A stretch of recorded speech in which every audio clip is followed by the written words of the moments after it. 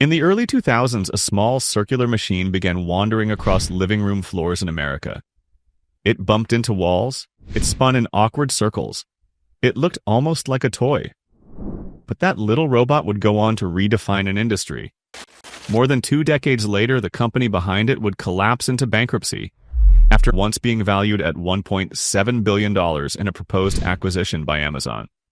This is the story of how a robotics pioneer rose from military labs to suburban homes, and how strategic pressure, market shifts, and regulatory intervention helped turn a billion-dollar dream into a cautionary tale.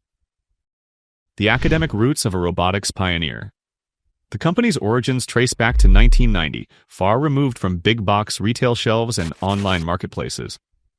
It was founded by 3 MIT roboticists, Rodney Brooks, Helen Greiner, and Colin Angle. Their vision wasn't to sell consumer gadgets. It was to build practical robots that could operate in dangerous and complex environments. During its early years, the company focused heavily on government and research contracts. One of its early creations, the Genghis robot, helped advance planetary exploration concepts. Later came the PackBot, a rugged military-grade robot deployed by U.S. forces in Iraq and Afghanistan for bomb disposal and reconnaissance. These machines weren't flashy consumer electronics. They were life-saving tools. For its first decade, the company wasn't trying to clean your carpet. It was solving problems in war zones and space exploration. The birth of the Roomba. Everything changed in 2002. That year, the company introduced a small, 3-wheeled robotic vacuum cleaner called the Roomba. At first glance, it didn't look revolutionary. It didn't resemble a humanoid servant from science fiction. It didn't have arms or a face. It simply vacuumed. The magic of the Roomba wasn't complexity, it was focus. Instead of trying to replicate human intelligence, it used simple bumper sensors and basic algorithms to navigate rooms. It bounced off obstacles, it adjusted direction. It methodically covered floor space in what looked like randomness, but was actually calculated efficiency. Critics initially treated it like a novelty, a gadget, a toy for tech enthusiasts. But consumers saw something else, freedom from a chore. For the first time, a robot was taking over one of the most repetitive household tasks, without demanding attention, supervision, or technical expertise. The Roomba worked because it wasn't ambitious in the wrong ways. It didn't try to be everything, it tried to do one thing well. And that was enough. Going public and betting on dual markets. By 2005, confidence was high. The company decided to go public, pricing its IPO at $24 per share. That move valued the firm at more than $600 million, a remarkable achievement for a robotics company transitioning from defense contractor to consumer brand. At this point, the company operated on a dual-track strategy. Defense and security contracts provided steady, high-margin revenue. Consumer robots, led by Roomba, offered explosive growth potential. This balance was powerful. The military side funded long-term research and development. It allowed engineers to experiment, innovate, and push boundaries. Meanwhile, Roomba sales built brand recognition and scaled distribution across global retail networks. The defense business acted as a financial cushion. The consumer side drove growth. For several years, this strategy worked exceptionally well, expanding the vision beyond vacuuming. The company didn't want to be known as just a vacuum maker. In 2012, it acquired Evolution Robotics for $74 million. That deal brought in the Mint floor mopping technology, expanding the product lineup beyond dry vacuuming into wet cleaning. Now the company could envision something bigger, the connected home. This was before smart home became a universal marketing buzzword. Before smart refrigerators and Wi-Fi dishwashers flooded the market. The idea was simple but forward-looking. Robots that didn't just clean, but learned the layout of your home. Machines that mapped rooms, devices that could integrate with smartphones. By 2014, that ambition was paying off. Consumer sales surged internationally, particularly in markets like Japan and Germany. In one quarter, earnings jumped roughly 87%. The transformation from government contractor to global consumer electronics brand seemed complete. The company appeared unstoppable. But beneath the surface, forces were beginning to shift. The very dual structure that once made the company resilient would soon become controversial. Investors would question whether defense contracts were helping or holding it back. Activist pressure was coming, and the decision that followed would quietly remove the company's safety net. By 2015, the robotics pioneer behind the Roomba looked like a success story. Revenue was climbing. International markets were expanding. The brand had become nearly synonymous with robotic vacuum cleaners. But inside the company, a different narrative was forming. Some investors believed the company was being misunderstood by Wall Street, and they thought they knew why. Enter the activists. In 2015, an activist investment firm called Red Mountain Capital Partners, led by Willem Mesdag, began pushing aggressively for change. Red Mountain owned roughly 6% of the company. That was enough to make noise. Their argument was simple. The Defense and Security Division was dragging down the company's valuation. According to the activists, the market wanted a pure-play consumer technology story, a clean, simple narrative built around smart homes and robotics innovation. Instead, the company still carried a military contracting arm with lumpy revenues and government exposure. To them, it was a distraction. They argued that investors couldn't properly value the company as a high-growth smart home brand while it was still tied to defense work. If the company divested its military business, they believed the stock would command a premium multiple. In other words, simplify the story, boost the stock price. Management pushes back. Leadership didn't immediately agree. CEO and co-founder Colin Angle believed the defense division was more than just revenue. It was strategic insulation. The military contracts provided stable, high-margin cash flow, advanced robotics R&D funding, a hedge against the volatility of consumer retail. Retail markets are cyclical, defense contracts are not. Internally, leadership feared that selling the defense unit would leave the company fully exposed to the ups and downs of consumer demand. The robotics expertise built through military applications also gave them a technical edge over competitors. But activist investors are persistent. Red Mountain pushed for board seats. They publicly criticized management, suggesting the company was too focused on ambitious research projects instead of maximizing shareholder returns. The battle grew personal in public. Eventually, management faced a difficult choice: fight a prolonged proxy war or concede. They chose to concede. The 2016 divestiture. In February 2016, the company announced it would sell its defense and security division to Arlington Capital Partners for up to $45 million. On paper, it looked like a clean strategic pivot. The market initially approved. The story was now simple: a consumer robotics company focused entirely on the smart home. But strategically, something critical had changed. The safety net was gone. The steady government contracts that once funded R&D and buffered downturns disappeared overnight. What remained was a single core product line: home cleaning robots. From that moment forward, the company was no longer diversified. It was a consumer electronics firm competing in one of the most brutal markets in the world, a market that was rapidly changing. At the same time the company was narrowing its focus, the competitive landscape was intensifying. By 2017, new players were flooding the market. Brands like Shark Ninja began offering robot vacuums at significantly lower prices. Meanwhile, Chinese manufacturers were rapidly improving quality while undercutting on cost. Competition wasn't just about price anymore.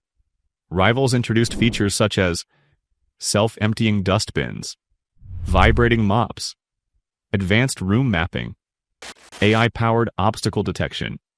Some of these competitors could offer comparable performance for $200 less than a premium Roomba. The brand that once defined the category was suddenly defending it. Legal battles instead of product dominance. In 2019, the company filed patent infringement lawsuits against Shark Ninja, alleging that its navigation and brush technologies were being copied. But lawsuits are slow. Markets move fast. While legal teams debated intellectual property, consumers were voting with their wallets. Cheaper alternatives performed nearly as well, and for many buyers, that was enough. The company's hardware advantage, once protected by cutting-edge robotics research, was eroding. Without the defense division funding advanced innovation, maintaining technological leadership became harder. And then external forces made things worse. Trade war shock. The US-China trade war introduced tariffs that significantly increased manufacturing costs. Because production was heavily reliant on Chinese facilities, new tariffs squeezed margins. By mid-2019, the company slashed its full-year outlook, citing tariff impacts. The stock price tumbled. The Roomba was no longer a unique technological marvel. It was becoming an expensive product caught in a global price war. A structural weakness revealed. In hindsight, the 2016 divestiture created a structural vulnerability. One core product category, no stable government revenue, heavy exposure to retail cycles, dependence on overseas manufacturing. When times were good, this structure amplified growth. When times turned difficult, it magnified risk. And just as margins tightened and competition intensified, an unexpected global event would briefly disguise the company's underlying fragility. In 2020, something unexpected happened. The world shut down. As COVID-19 forced millions of people to stay inside their homes, daily life changed almost overnight. Kitchens became offices, bedrooms became classrooms. And suddenly the small annoyances of domestic life, like vacuuming, felt bigger than ever. For the robotics company behind the Roomba, demand surged. The pandemic boom. With a hidden cost. Consumers stuck at home were spending money differently. Travel budgets vanished, dining out declined. Home improvement and household technology spending increased. Robot vacuums saw a wave of new demand. Sales climbed sharply in late 2020. On paper, it looked like a comeback. The company reported higher revenue, and investors briefly regained confidence.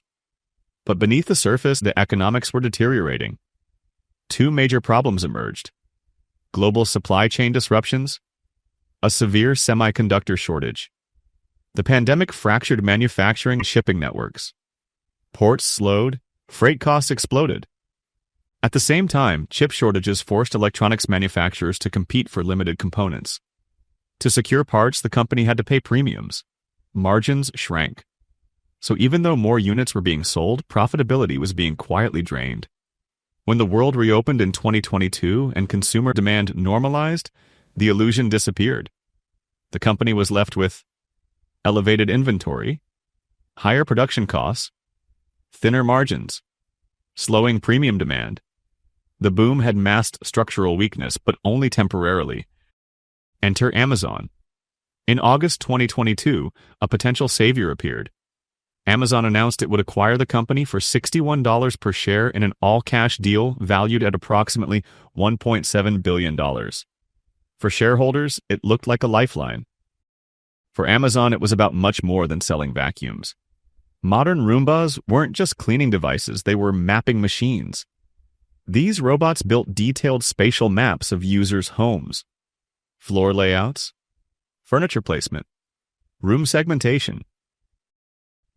For a company trying to dominate the smart home ecosystem, that kind of data was strategically valuable. Amazon had already invested heavily in voice assistants, smart speakers, and connected devices. Integrating robotic mapping technology into that ecosystem could deepen its presence inside the home. It wasn't just about hardware. It was about ambient intelligence. Regulatory skepticism builds. But regulators saw something different. In both the United States and Europe, antitrust authorities began investigating the deal. In the US, the Federal Trade Commission, FTC, launched scrutiny. In Europe, the European Commission initiated a formal probe in July 2023. Their concern wasn't about vacuum cleaners alone. It was about marketplace dominance. Regulators argued that Amazon, as a powerful online retail platform, could potentially favor its own robot vacuum brand in search rankings, exclude rivals from frequently bought-together sections, promote its product through labels like Amazon's Choice, access sensitive competitor sales data. This theory, sometimes called the gatekeeper argument, suggested that platform control could distort competition. While the investigation unfolded, the robotics company entered a corporate holding pattern. They couldn't significantly change strategy. They couldn't raise new capital easily. They couldn't make bold restructuring moves. Doing so could complicate or jeopardize the merger. And as months passed, the financial situation worsened. Financial strain intensifies. The company was burning cash. Quarter after quarter, losses mounted. In mid-2023, there was a brief moment of optimism when the UK's Competition and Markets Authority cleared the deal. Shares jumped over 20% in a single day. But relief was short-lived. To stay operational during the regulatory limbo, the company took out a $200 million loan from Carlyle, often stylized in reports as Carril. The terms were harsh, reflecting elevated risk. Then came another blow. In July 2023, Amazon reduced its offer from $61 per share to $51.75, lowering the total valuation to roughly $1.42 billion. The justification? New debt obligations had materially changed the company's financial profile. The once celebrated $1.7 billion deal was shrinking. The collapse of the deal. On January 29, 2024, the end came. After signals from the European Commission indicated the merger would likely be blocked, Amazon and the robotics company mutually terminated the agreement. Rather than fight a prolonged legal battle, both sides walked away. Amazon paid a $94 million termination fee. But the damage was already done. For nearly 2 years, the company had operated in uncertainty. Strategy frozen, capital constrained, losses accelerating, competitors advancing. Within hours of the announcement, the company declared it would lay off approximately 31% of its workforce, around 350 employees. Shortly afterward, longtime CEO and co-founder Colin Angle stepped down. The leadership era that began in 1990 had effectively ended. The blocked merger didn't just cancel a sale. It removed the only realistic exit. And without Amazon, the company was left alone, burdened with debt, declining market share, and increasingly aggressive Chinese competitors. When the Amazon deal collapsed in early 2024, the robotics pioneer was left standing, but barely. It had debt. It had declining revenue. It had shrinking margins. And it had lost the one strategic partner capable of stabilizing its future. What followed wasn't a dramatic overnight implosion. It was something slower and more painful: financial suffocation. A new CEO, same gravity. In May 2024, the company appointed a new CEO, Gary Cohen, in an effort to reset the narrative. The messaging was optimistic. Focus on high-margin products. Cut non-essential research. Streamline operations.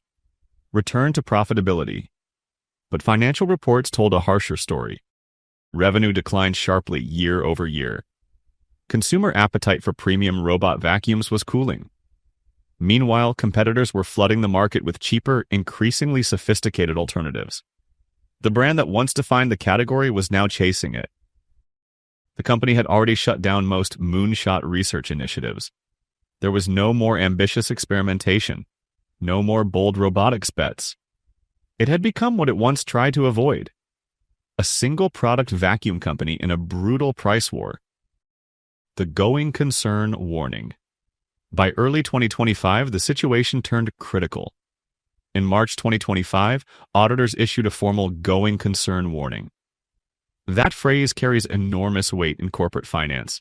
It means there's serious doubt a company can survive the next 12 months without new capital.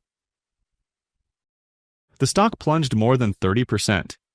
Retail investors on social media briefly attempted to spark speculative rallies, hoping for a meme stock-style comeback.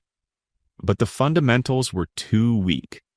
Losses continued through the summer and fall of 2025. Quarter after quarter. Revenue down. Market share slipping. Debt payments rising. The company was barely generating enough cash to service interest on its loans. And then came the final shift in power. The lenders take control. The $200 million loan taken during the Amazon merger limbo had kept the company alive, but at a cost.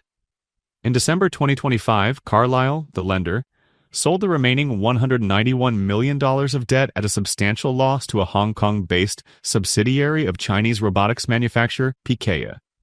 Here's the irony. Picaya was already one of the contract manufacturers producing the company's products. Now the manufacturer was becoming the creditor.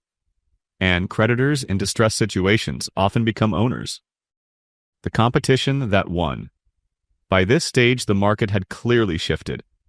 Chinese brands such as Roborock and Ecovacs were setting the pace. They introduced AI-powered obstacle avoidance, advanced LiDAR navigation, self-cleaning mop systems, fully automated docking stations. And they did it at scale. Mass manufacturing advantages allowed rapid iteration and aggressive pricing. Innovation cycles were faster. Margins were thinner but sustainable due to scale. The former category pioneers simply couldn't match the pace. The structural flaw created back in 2016, the decision to divest the defense division, was now fully exposed. There was no diversified revenue stream, no research subsidy, no strategic cushion. Just one product line fighting a price war it couldn't win. Chapter 11. On December 14, 2025, the company filed for Chapter 11 bankruptcy protection in Delaware.